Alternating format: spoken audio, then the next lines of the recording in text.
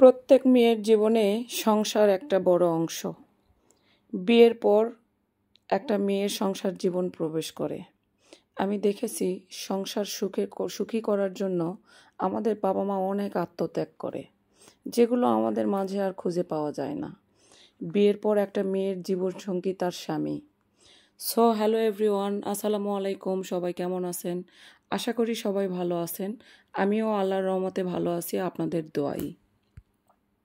যে সংসারে স্বামী স্ত্রী দুজনই তাদের ইচ্ছা মতো চলাফেরা করে, সেই সংসারে সব সময় অশান্তি লেগে থাকে দেখবেন। তাদের মনের বিবাদ সৃষ্টি হয়। এক সময় দেখবেন তাদের সংসার ভেঙেও যায়। তাই একটা সংসারের স্বামী স্ত্রী দুজনই যে কোনো কাজ পরামর্শ করে করা উচিত। কখনোই বাইরের লোকজনের কথা কানে নেবেন না। বাইরে লোকের কথা কানে নিলেই অশান্তির সৃষ্টি হয়। আপনি যার সঙ্গে সংসার করছেন, আপনি নিজেই সেই মানুষটাকে ভালোভাবে বুঝবেন। তাই অন্যের কথা কানে নিয়ে সংসার নষ্ট করবেন না। আমরা এমন দেশে বাস করি যেখানে মেয়েরা নিজেদেরকে আর নিরাপদ মনে করি না। একটা সমস্যা কি জানেন? মেয়েরা বিয়ের আগে সংসার জীবন নিয়ে যেমনটা পরিকল্পনা করে বা কল্পনা করে, বাস্তবে কিন্তু তা খুব কমই হয়। কারণ ওই তো বাস্তবতা খুবই কঠিন।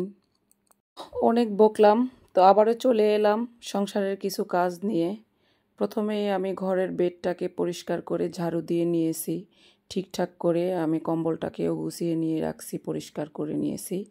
খাটটাও ভালো করে মুছে নিয়েছি, ড্রেসিং টেবিলটাও পরিষ্কার করে নিলাম, নিয়ে ঝাড়ু দিয়ে নিয়েছি ঘরটা সুন্দর করে।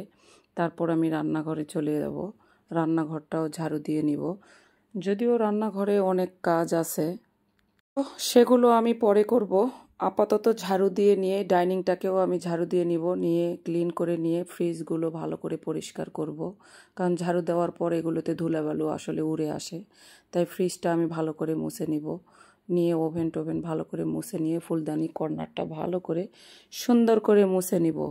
নিয়ে রান্নাঘরে যে থালাবাটিগুলো আছে সেগুলো আমি মেজে ধুয়ে নিব। তো আমি প্রতিদিনের কিছু কাজকর্ম আপনাদের মাঝে তুলে ধরি। আমার ভিডিওতে সবাই সাপোর্ট করবেন, সাপোর্ট করে পাশে থাকবেন। যদি ভালো লাগে একটা গঠনমূলক কমেন্ট করবেন, রিয়্যাক্ট জানাবেন। যদি ভুল ত্রুটি হয় সেটাও জানাবেন। একটা সংসারে দুজনেরই মতামতের গুরুত্ব আছে। তাই যা কিছু করবেন দুজনে মিলে করবেন, দেখবেন সংসারের শান্তি আসবে। যখনই দুজনে আলাদা আলাদা করার চেষ্টা করবেন, তখনই দেখবেন নিজেদের মনের ভিতর একটা বিবাদ সৃষ্টি হয়েছে। সেখান থেকে অনেক অশান্তির সৃষ্টি হবে, সংসারে ভাঙন সৃষ্টি হবে। সেখানে তৃতীয় ব্যক্তিও কিন্তু ঢুকে পড়তে পারবে।